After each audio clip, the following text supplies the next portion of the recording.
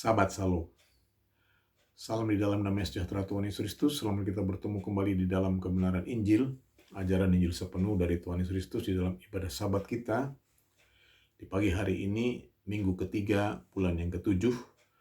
Saudaraku, tema firman Sabat kita di hari ini mengambil judul Taat dan Takutlah kepada Tuhan.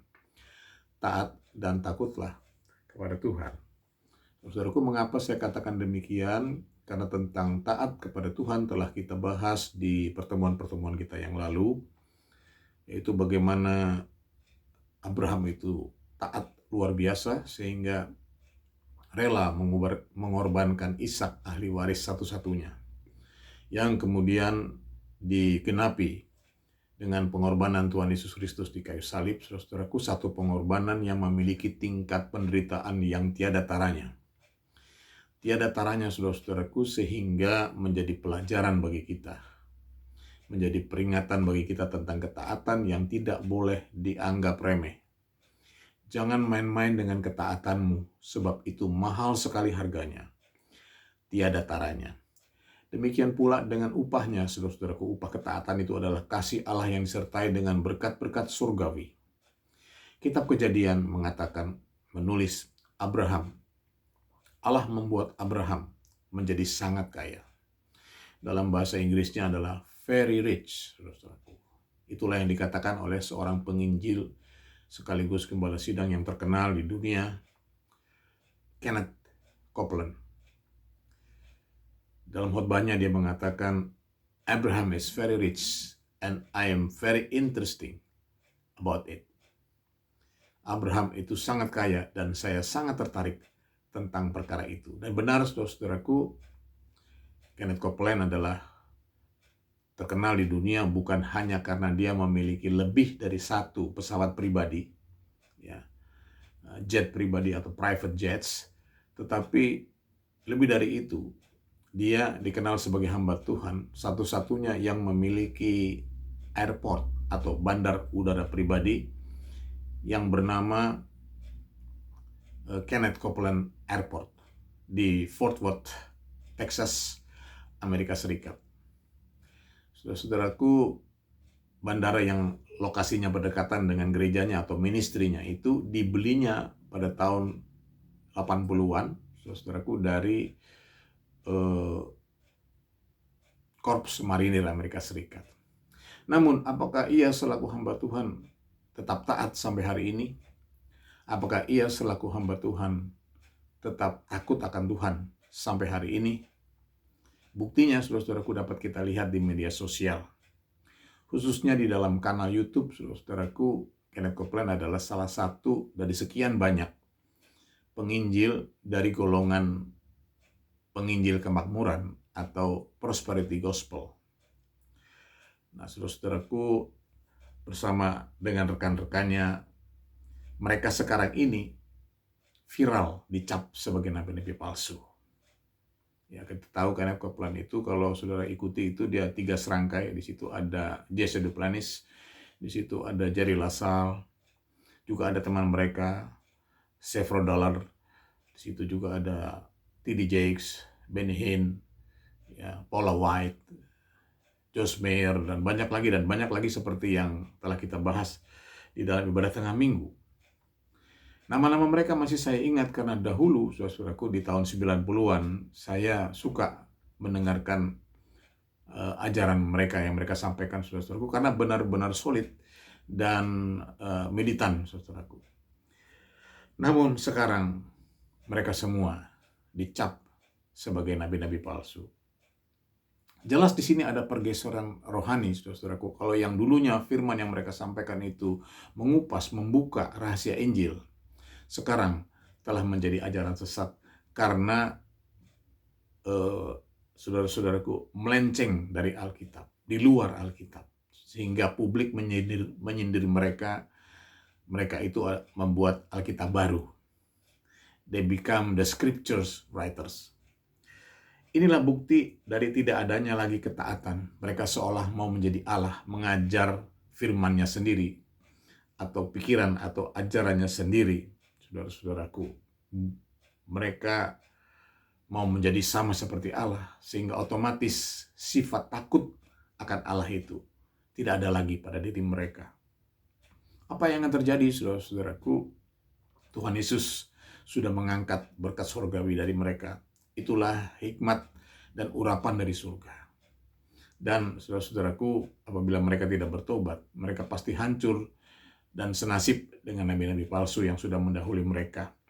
Karena saudara-saudaraku, nabi-nabi palsu itu atau ketidaktaatan itu sudah muncul dari gerakan Pentakosta yang pertama di Amerika. Ya, gerakan Azusa Street di California itu, tidak semua dari hamba-hamba yang penuh dengan urapan Tuhan itu taat. Ya, ada bukunya, saudara-saudaraku, beberapa di antara mereka jatuh dan Tuhan murka kepada mereka sehingga mereka cacat, saudara-saudaraku, lumpuh, tidak bisa bergerak.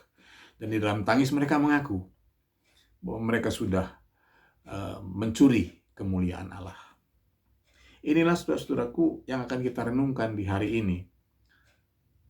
Taat dan takutlah kepada Tuhan. Dua kata kerja yang maknanya memiliki perbedaan yang sangat tipis sekali. Namun masih bisa diuraikan oleh firman Allah. Ya, sebagaimana tertulis di dalam kitab Ibrani, sebab firman Allah hidup dan kuat dan lebih tajam daripada pedang bermata dua manapun, yang menusuk amat dalam sampai memisahkan jiwa dan roh, sendi-sendi dan sumsum. Ia sanggup membedakan pertimbangan dan pikiran kita. Firman Allah itu adalah Tuhan Yesus Kristus sendiri, atau firman Kristus, ajaran Injil sepenuh dari Tuhan Yesus Kristus.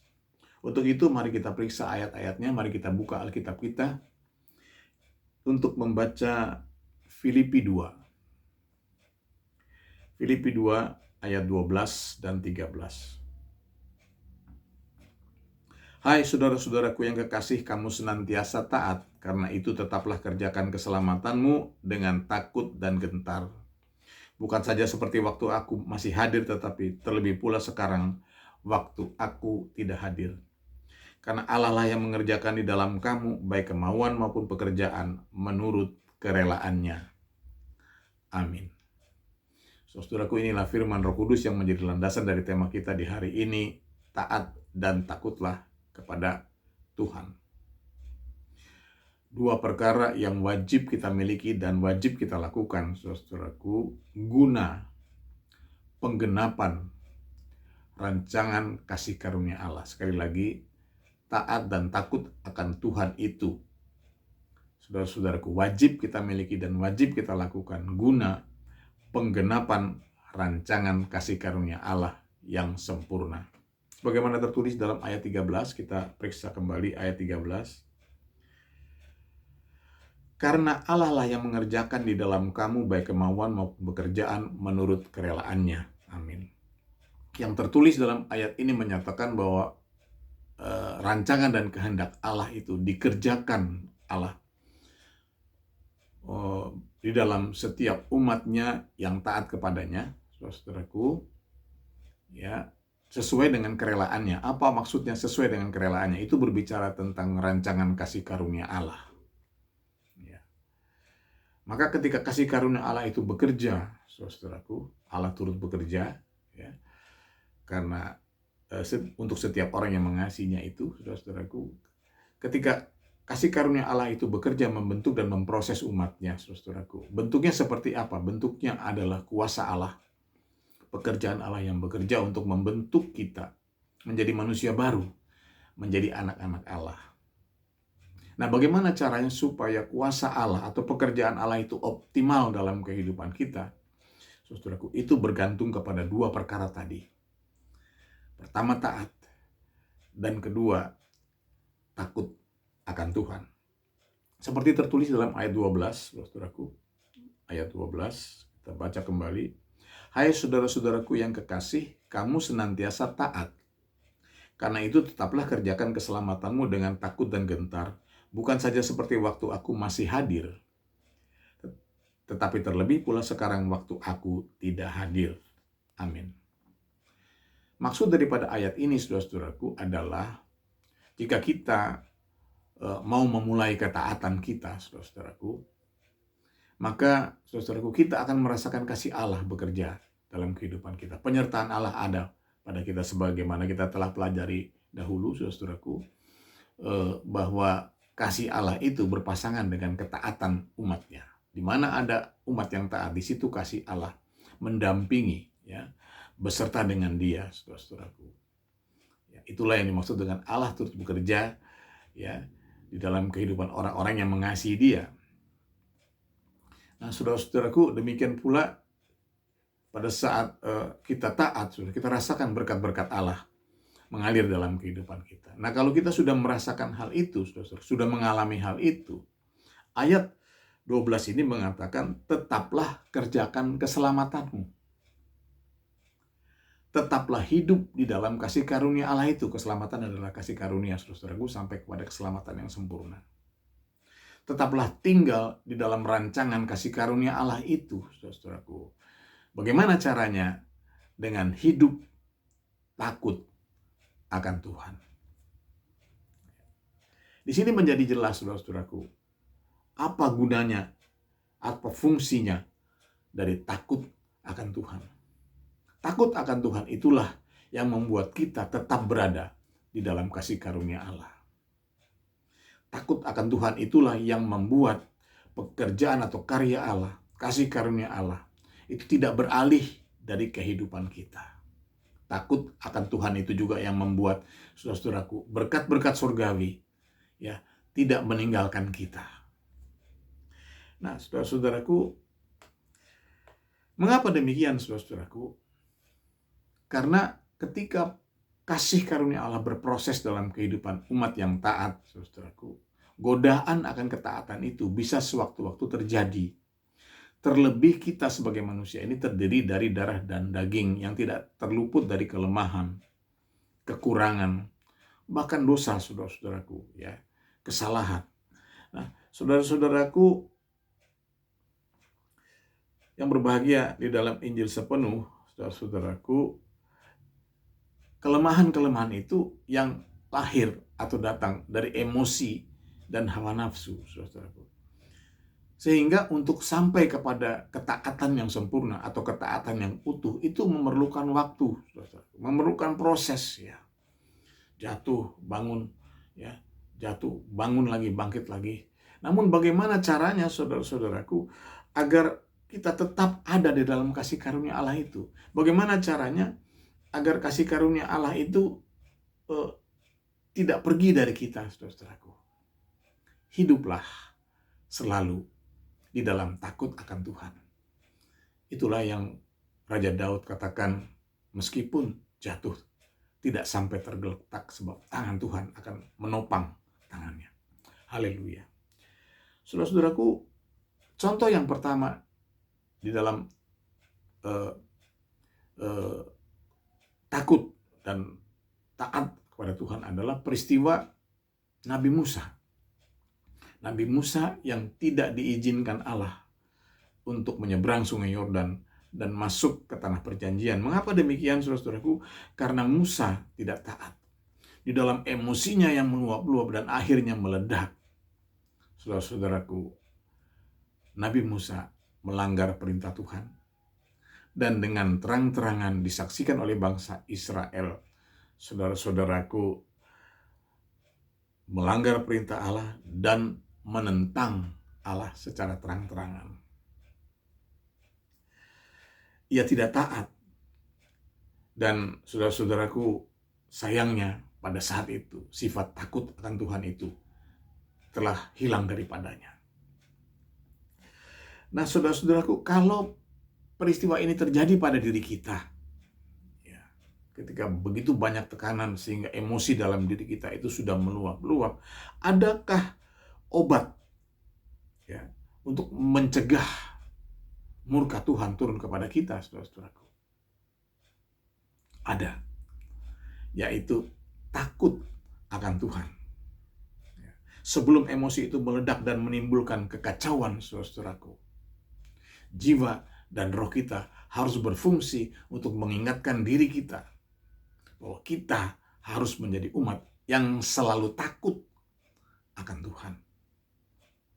Ini adalah satu sifat yang harus dilatih terus-menerus sampai menjadi rema, sampai berbadan di dalam diri kita masing-masing. maka rancangan keselamatan Allah akan terus berjalan di dalam kehidupan kita. Sampai masuk kerajaan surga, yaitu masuk ke dalam kerajaan Tuhan Yesus Kristus. Dengan perkataan lain, saudaraku, dengan memiliki rasa takut akan Tuhan, maka kita tidak akan mengalami peristiwa seperti yang dialami oleh Nabi Musa itu. Kita baca ayat selanjutnya, saudaraku. Kita buka 1 Korintus 9 ayat 25-27. Tiap-tiap orang yang turut mengambil bagian dalam pertandingan menguasai dirinya dalam segala hal.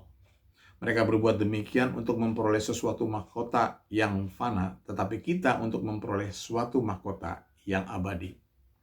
Sebab itu aku tidak berlari tanpa tujuan dan aku bukan petinju yang sembarangan saja memukul. Tetapi aku melatih tubuhku dan menguasai seluruhnya, supaya sesudah memberitakan Injil kepada orang lain, jangan aku sendiri ditolak. Amin. Saudara-saudaraku yang berbahagia di dalam Injil sepenuh, pelajaran berharga apakah yang dapat kita petik dari peristiwa Nabi Musa tadi? Saudara-saudaraku, ada dua pelajaran yang maha penting di dalam taat dan takut akan Tuhan. Yang pertama, saudara-saudaraku, sesuai dengan ayat yang baru kita baca, saudara-saudaraku, pelajaran ketaatan dan takut kepada Tuhan Yesus Kristus adalah pelajaran tentang penguasaan diri. Seperti tertulis dalam ayat 25, saudara-saudaraku, tiap-tiap orang yang turut mengambil bagian dalam pertandingan menguasai dirinya dalam segala hal. Mereka berbuat demikian untuk memperoleh suatu mahkota yang fana, tetapi kita untuk memperoleh suatu mahkota yang abadi. Saudaraku, seperti yang pernah kita bahas sebelumnya, penguasaan diri itu adalah pelajaran yang tersulit di dalam doktrin Injil sepenuh. Penguasaan diri itu adalah pelajaran yang tersulit di dalam proses Injil sepenuh. Dan ini saya akui berdasarkan pengalaman saya sendiri sebagai keturunan orang yang berdarah panas. Cepat sekali naik darah. Namun di hari ini, rahasia kerajaan Allah dinyatakan bahwa setiap umat yang mau taat dan takut akan Tuhan, ia akan sanggup menguasai dirinya. Sehingga terhindar dari berbagai kekacauan dan tetap berada di dalam gelanggang pertandingan kehidupan yang tidak lain dan tidak bukan adalah rancangan dan kasih karunia Allah yang sempurna, ya, dari awal sampai akhir, dari Kejadian sampai Wahyu. Kita di dalam pembacaan khatam kita belajar dari Yusuf, saudara-saudaraku. Bagaimana Yusuf, saudara-saudaraku, dia dipenjarakan karena dia taat dan takut akan Tuhan. Ya. Saudara-saudaraku, saya percaya bahwa di dalam penjara Yusuf mengalami kelegaan karena dia terluput dari, saudara-saudaraku, godaan atau penyesatan yang luar biasa. Ya. Godaan dari istri orang lain itu satu pelanggaran berat, saudara-saudaraku. Dan saya yakin di dalam penjara Yusuf tetap berharap kepada Tuhan. Nah, saudara-saudaraku yang berbahagia dalam Injil sepenuh, kalaupun seorang itu lalai dari ketaatannya karena kemanusiaannya atau kedagingannya, namun selama ia masih memiliki rasa takut akan Tuhan, takut kepada Tuhan Yesus Kristus, ia tidak akan terlepas dari kasih karunia Allah. Dan boleh kesempatan untuk bangkit kembali dan mengejar ketertinggalannya. Kita baca ayat selanjutnya, saudara-saudaraku, pelajaran yang kedua. Pelajaran yang pertama tentang penguasaan diri, pelajaran yang kedua tertulis di dalam Matius 22. Matius 22, kita baca ayat 11-14, demikian firman Tuhan Yesus. Ketika raja itu masuk untuk bertemu dengan tamu-tamu itu, ia melihat seorang yang tidak berpakaian pesta. Ia berkata kepadanya, "Hai saudara, bagaimana engkau masuk kemari dengan tidak mengenakan pakaian pesta?" Tetapi orang itu diam saja. Lalu kata raja itu kepada hamba-hambanya, "Ikatlah kaki dan tangannya dan campakkanlah orang itu ke dalam kegelapan yang paling gelap. Di sanalah akan terdapat ratap dan kertak gigi. Sebab banyak yang dipanggil, tetapi sedikit yang dipilih." Amin.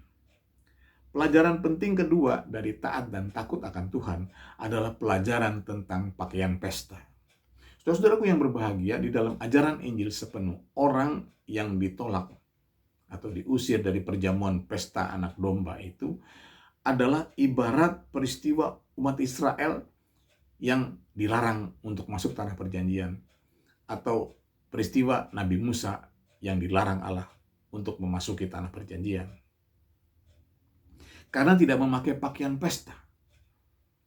Segala puji syukur kepada Tuhan Yesus Kristus, sekali lagi di hari ini diungkapkan atau disingkapkan rahasia kerajaan Allah tentang pakaian pesta yang lebih dalam lagi.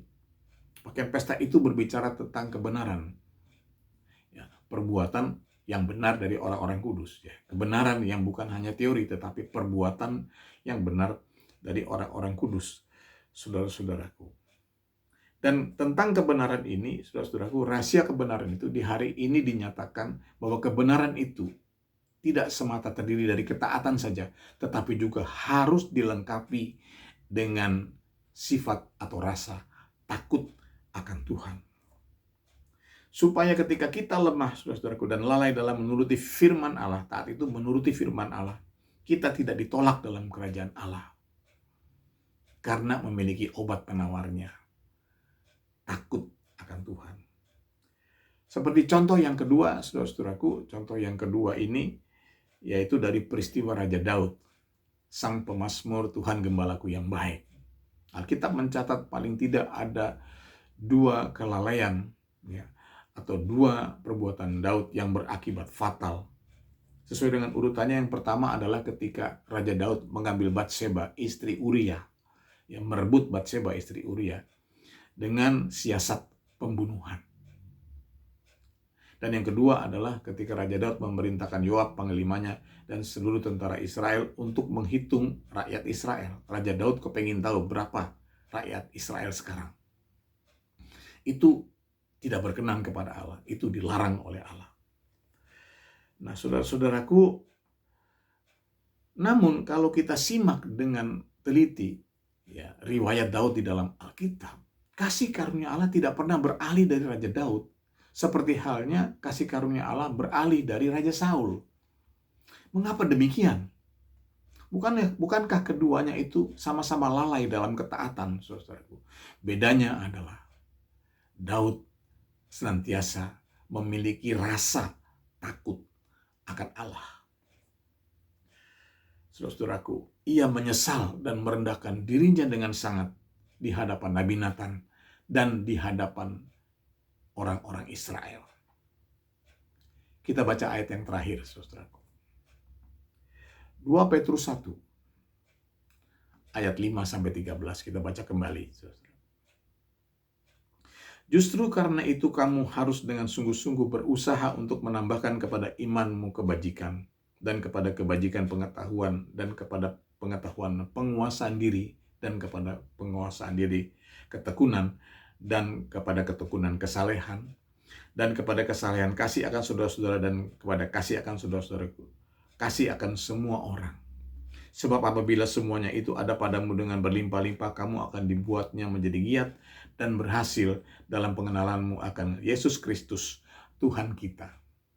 Tetapi barang siapa tidak memiliki semuanya itu, ia menjadi buta dan picik karena ia lupa bahwa dosa-dosanya yang dahulu telah dihapuskan. Karena itu, saudara-saudaraku, berusahalah dengan sungguh-sungguh supaya panggilan dan pilihanmu makin teguh, sebab jikalau kamu melakukannya, kamu tidak akan pernah tersandung. Dengan demikian, kepada kamu akan dikaruniakan hak penuh untuk memasuki kerajaan kekal, yaitu kerajaan Tuhan dan Juru Selamat kita, Yesus Kristus. Amin. Saudara-saudaraku yang berbahagia, sebagai kesimpulan, sebagai penutup, dari manakah asalnya atau sumbernya ketaatan dan takut akan Tuhan itu? Dari firman Kristus, perjanjian baru, yaitu doktrin Injil sepenuh, iman, pengharapan, dan kasih yang dikerjakan dengan ketekunan di dalam proses visi Injil sepenuh, berakar, bertumbuh, dan berbuah. Terutama proses penguasaan diri, saudaraku, yang paling banyak membuat nabi-nabi tersandung, Demikian juga hamba-hamba Tuhan tersandung di zaman ini sehingga mereka dicap sebagai nabi-nabi palsu.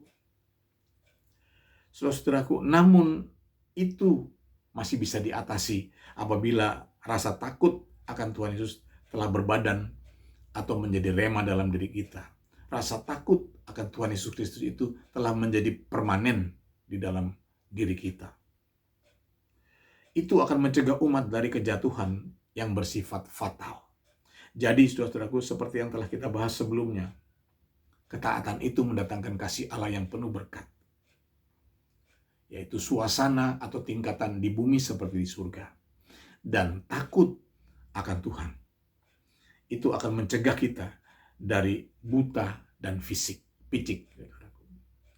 Ya, kejatuhan yang berakibat fatal atau membawa kepada kebinasaan. Tetapi kalau kita lihat keadaan sekarang di zaman ini, ya, apa yang membuat para hamba Tuhan itu tetap saja jatuh dan terpisah dari kerajaan kasih karunia Allah, ya, menjadi sesat? Apa yang membuat demikian, saudara-saudaraku? Karena zona nyaman yang menyesatkan, yang merasa bahwa sekali mendapat kasih karunia Allah, dia sudah aman dan tentram. Saudara-saudaraku, inilah ajaran sesat di zaman ini yang disebut sebagai hyper grace. Mereka kurang dalam, ya, belajar dari riwayat Daud.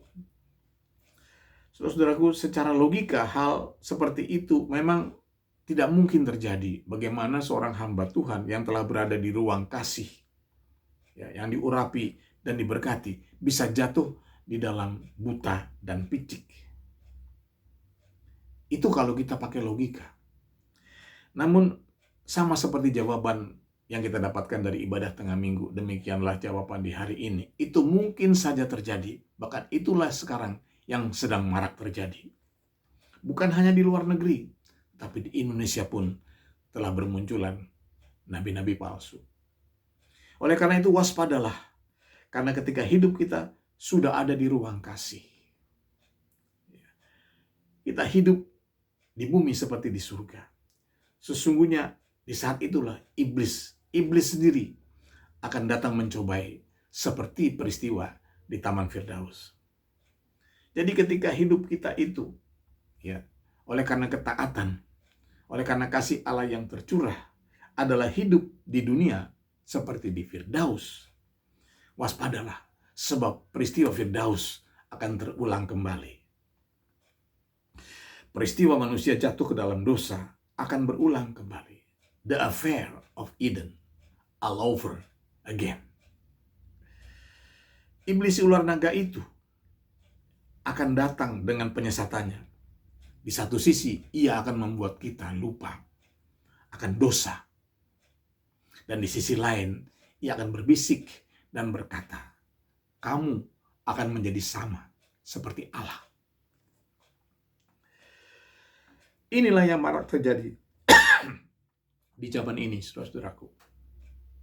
Bagaimana dengan kita? Baiklah saudara-saudari menerima ajaran Injil yang tiada taranya ini dengan hati yang lembut, agar dengan ketaatan dan takut kepada Tuhan Yesus Kristus, hidupmu dan hidupku menjadi manis seperti di Taman Firdaus. Dengan rasa takut akan Tuhan yang permanen dalam diri kita akan membuat saudara-saudaraku perjalanan kita menjadi lega, perjalanan kita menjadi lancar sampai ke dalam kerajaan Tuhan Yesus Kristus. Terpujilah nama Tuhan Yesus Kristus dari sekarang sampai selama-lamanya. Biarlah Roh Kudus Tuhan Yesus saja yang saudara-saudaraku menanam benih-benih Injil ini dalam hati kita dan memeteraikannya. Tuhan Yesus memberkati. Kita masuk ke dalam doa. Bapa di dalam surga, Tuhan Yesus Kristus, sungguh hati kami berlimpah dengan syukur dan kami bersukacita, Tuhan Yesus Kristus. Engkau yang memimpin ibadah kami dan Engkau yang melawat kami di hari ini dengan kebenaran Injil-Mu. Di hari ini Engkau mengajarkan kepada kami agar kami memperlengkapi Tuhan ketaatan kami dengan rasa takut akan Engkau yang berbadan di dalam kehidupan kami. Bapa di surga, Tuhan Yesus Kristus, kami bersyukur Tuhan Yesus menerima firman dan ajaran-Mu di hari ini. Namun kami mengakui Bapa di dalam surga bahwa janganlah kiranya dengan kekuatan kami, tapi biarlah hanya oleh kuat kuasa Roh-Mu yang kudus yang memimpin kami dapat Tuhan melakukan perintah-perintah-Mu, ajaran-Mu dan firman-Mu di hari ini dengan tepat dan benar. Terpujilah nama-Mu dari sekarang sampai selama-lamanya. Kami serahkan ibadah ini Tuhan selanjutnya hanya di dalam pimpinan Roh-Mu yang kudus. Biarlah hadirat-Mu, damai sejahtera dan sukacita-Mu tetap ada bersama-sama dengan kami. Kepadamu kami berdoa, kepadamu bersyukur hanya di dalam nama-Mu. Di dalam nama Tuhan Yesus Kristus, Juru Selamat kami yang hidup sampai selama-lamanya. Haleluya. Amin. Saya serahkan kembali, saudara.